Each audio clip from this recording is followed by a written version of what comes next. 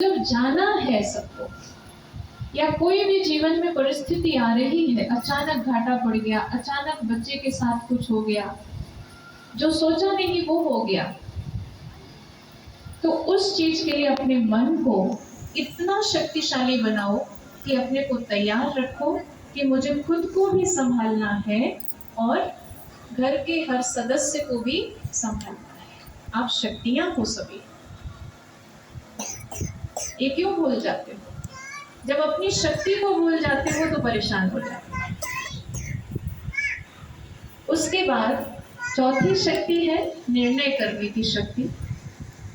जीवन में कई बार ऐसे निर्णय लेने होते हैं जो हमें तुरंत पता चलना चाहिए कि सही है या गलत है, और कई बार ऐसे निर्णय हम ले लेते हैं जो बाद में पछताते हैं, ऐसा कैसे हमने कर लिया, ये नहीं करना चाहिए।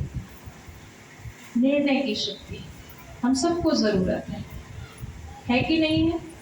जिसको जिसको है वो हाथ उठाओ। निर्णय शक्ति किस किस को चाहिए? सभी को चाहिए ना। कई बार हम उलझ जाते हैं, करें या ना करें, ऐसी जगह जाएं या ना जाएं, बहुत सारे डिसीजन हमें लेने होते हैं, लेकिन कई बार गलत निर्णय में फंस जाते हैं और उसका बहुत बड़ा खामियाजा हमें भुगतना पड़ता है। क्यों? क्योंकि आत्मा के अंदर वो पावर नहीं है कि वो सही डिसीजन सही समय पर ले सके।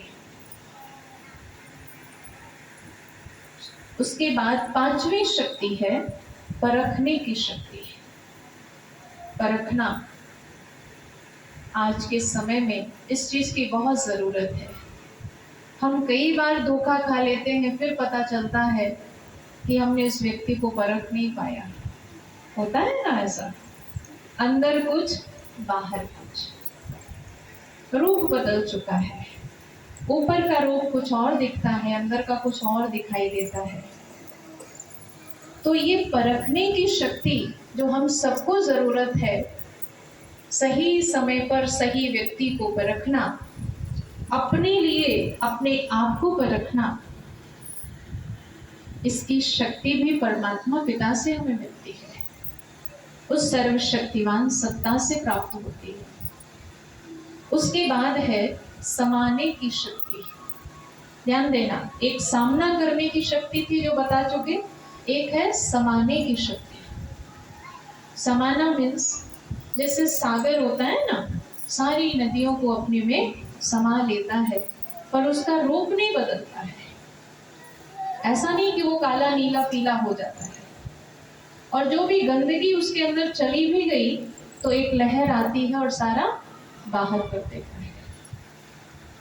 आज के समय में समाने की शक्ति की बहुत कमी हो गई है। हो गई है, हो गई है। क्या करते हैं हम? पड़ोसी ने हमसे कुछ बताया और हमने जाकर दूसरे को बताया। आपको पता है, उन्होंने आज हमें ऐसी बात बताई। अब जिसको हमने, जो हमारा मीत था, जिसको हम अपना समझते थे, उसका